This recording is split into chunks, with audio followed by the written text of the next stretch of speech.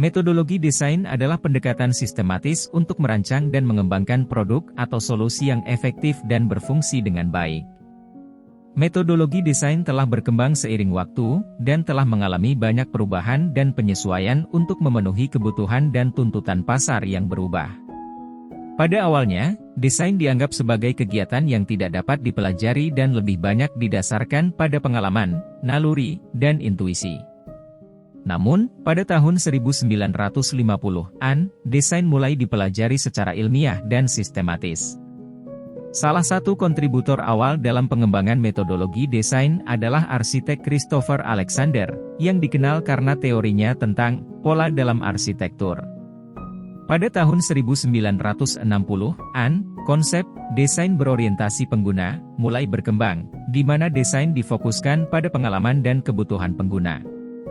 Ini menjadi dasar untuk pengembangan metodologi desain berbasis pengguna, yang masih digunakan hingga saat ini.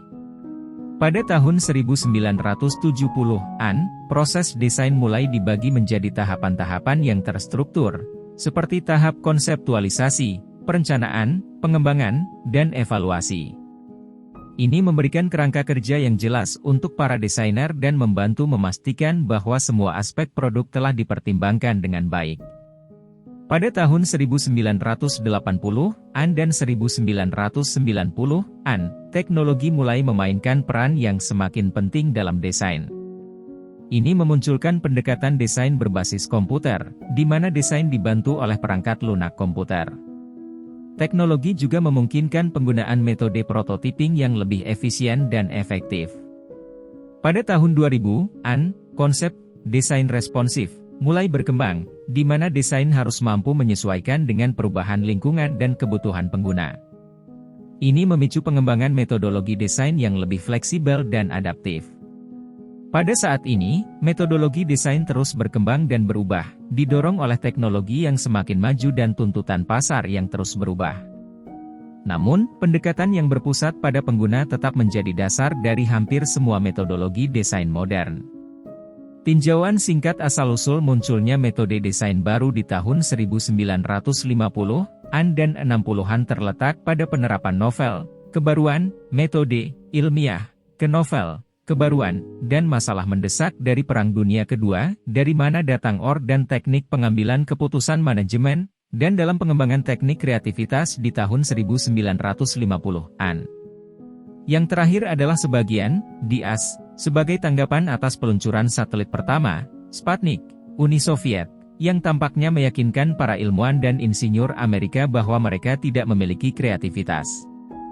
Gerakan metode desain, yang baru dikembangkan melalui serangkaian konferensi pada 1960-an dan 70-an, London, 1962, Birmingham, 1965, Portsmouth, 1967, Cambridge, Mass., 1969, London, 1973, New York, 1974, Berkeley, California, 1975, Portsmouth lagi pada tahun 1976 dan sekali lagi pada tahun 1980, khususnya, konferensi terakhir ini memiliki tema yang sama, desain, sains, metode, dengan lokakarya ini. Buku metode atau metodologi desain pertama juga muncul pada periode ini, Hall, 1962, Asimov, 1962, Alexander, 1964, Archer, 1965, Jones, 1970, dan buku kreativitas pertama, Gordon, 1961. Namun, tahun 1970-an juga menjadi terkenal karena penolakan metodologi desain oleh pelopor awal. Christopher Alexander berkata, "Saya telah memisahkan diri saya dari lapangan. Ada begitu sedikit dalam apa yang disebut metode desain, yang memiliki sesuatu yang berguna untuk dikatakan tentang bagaimana merancang bangunan yang bahkan saya tidak pernah membaca literatur lagi. Saya akan mengatakan lupakan saja, lupakan semuanya. Jika Anda menyebutnya, itu ide yang baik untuk dilakukan, saya sangat menyukainya. Jika Anda menyebutnya dua metode, saya menyukainya tetapi saya mulai tidak tertarik. Jika Anda menyebutnya metodologi, Saya hanya tidak ingin membicarakannya. Dan J. Christopher Jones berkata, pada tahun 1970-an saya bereaksi terhadap metode desain. Saya tidak menyukai bahasa mesin, behaviorisme, upaya terus-menerus untuk memperbaiki seluruh kehidupan menjadi kerangka kerja yang logis.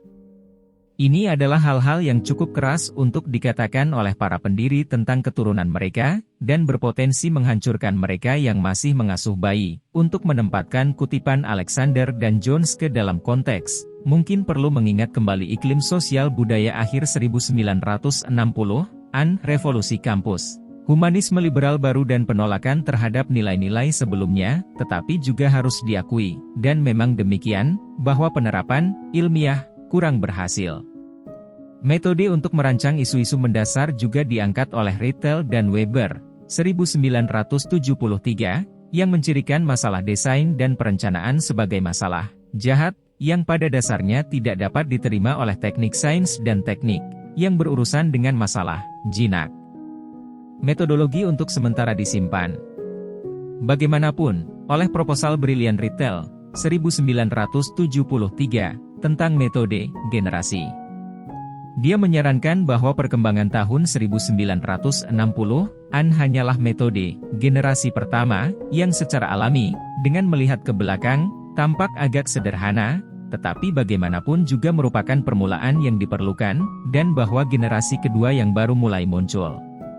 Saran ini sangat brilian karena membiarkan ahli metodologi baru melarikan diri dari komitmen mereka terhadap metode generasi pertama yang tidak memadai, dan ini membuka pemandangan masa depan tanpa akhir dari generasi ke generasi metode baru. Kita mungkin bertanya-tanya apa yang terjadi dengan teori generasi Rittel. Generasi pertama, tahun 1960-an, didasarkan pada penerapan metode ilmiah yang sistematis, rasional. Generasi kedua, awal 1970-an, menjauh dari upaya untuk mengoptimalkan dan dari kemahakuasaan perancang, terutama untuk masalah jahat, menuju pengakuan jenis solusi yang memuaskan atau tepat telah memperkenalkan gagasan tentang memuaskan dan argumentatif, proses partisipatif di mana desainer bermitra dengan pemilik masalah, klien, pelanggan, pengguna, komunitas. Namun, pendekatan ini cenderung lebih relevan dengan arsitektur dan perencanaan daripada teknik dan desain industri, sementara bidang ini masih mengembangkan metodologinya ke arah yang agak berbeda. Metodologi desain teknik berkembang pesat pada 1980-an, misalnya, melalui ICET, rangkaian konferensi internasional tentang desain rekayasa, dan karya Verein des Ingenieurs. Perkembangan ini sangat kuat di Eropa dan Jepang, Hongo dan Nakajima, 1991, jika tidak di Amerika Serikat. Walaupun bukti penerapan dan hasil praktis mungkin masih terbatas.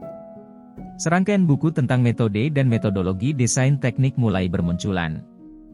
Sebut saja beberapa yang berbahasa Inggris, ini termasuk Hubka, 1982, Pahl dan Bates, 1984, Prancis, 1985, Cross, 1989, Puck, 1991.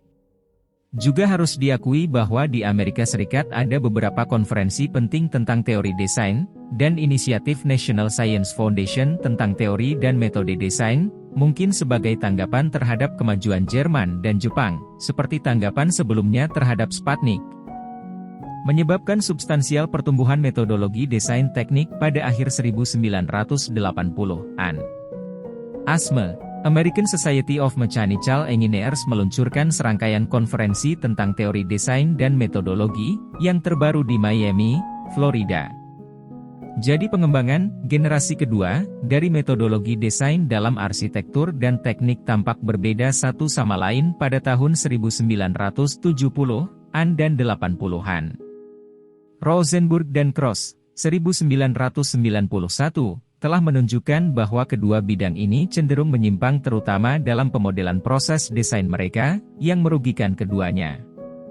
Mungkin generasi ketiga tahun 1990-an mungkin didasarkan pada kombinasi dari dua generasi sebelumnya, atau seperti dalam pemodelan yang diajukan oleh Cross, 1989, dalam memahami sifat komutatif dari masalah dan solusi dalam desain.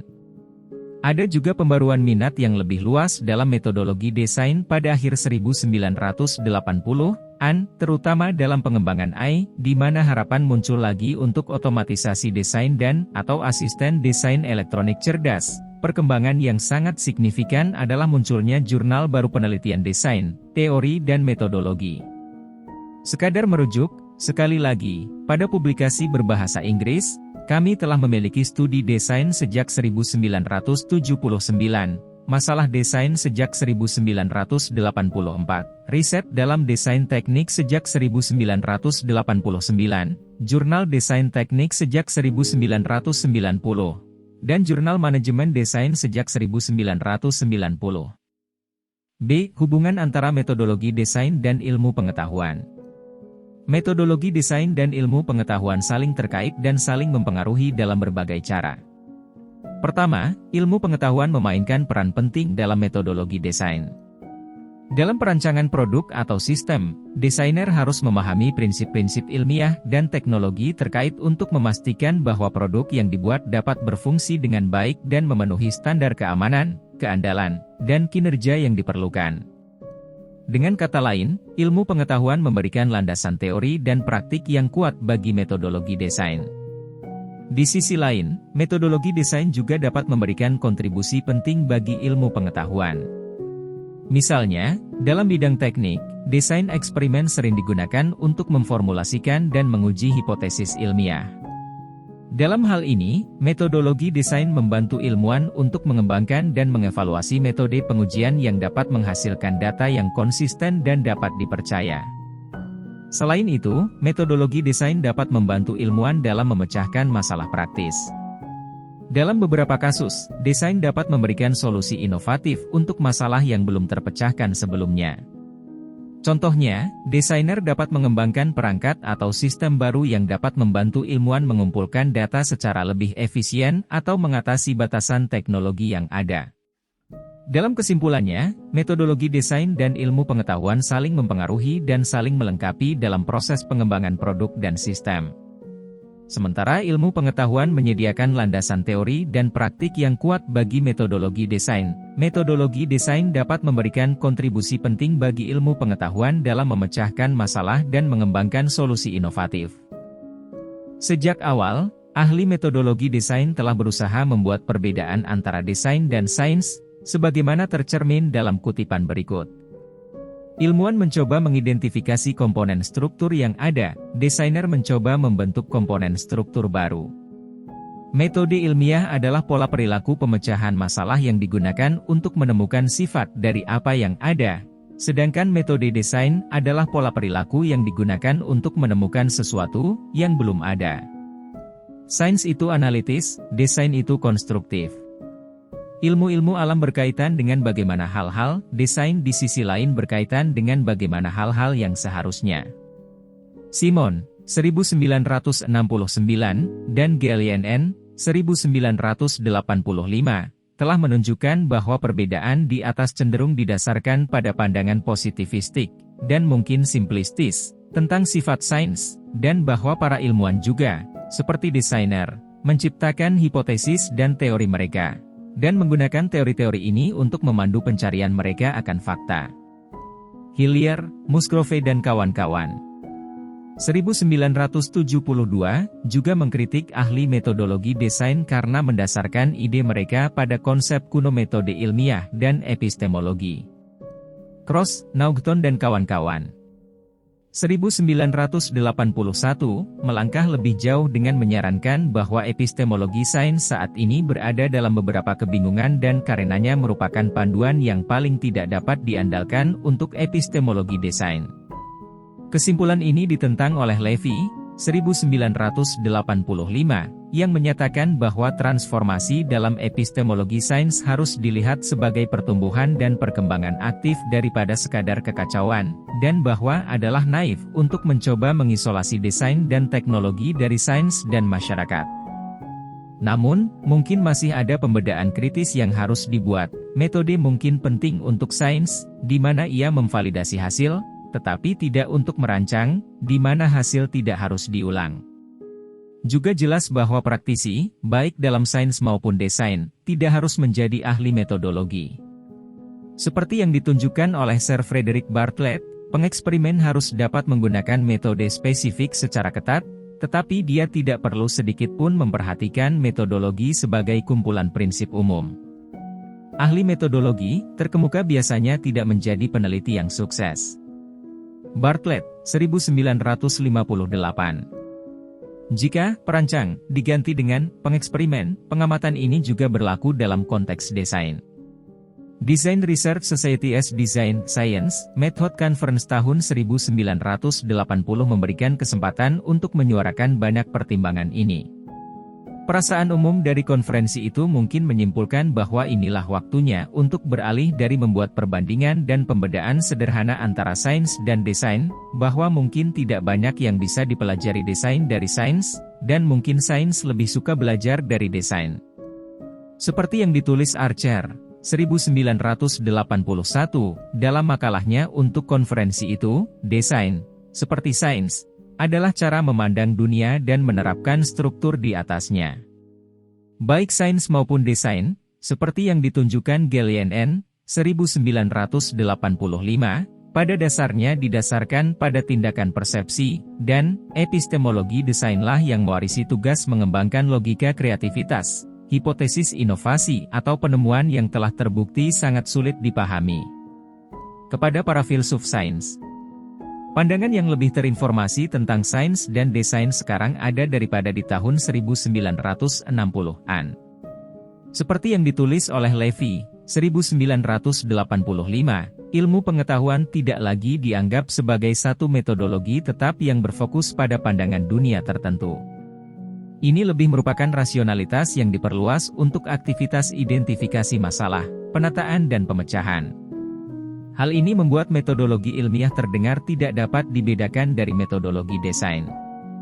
Dengan demikian dikotomi sederhana yang diekspresikan pada tahun 1960-an digantikan oleh pengakuan yang lebih kompleks dari jaringan saling ketergantungan antara pengetahuan, tindakan, dan refleksi.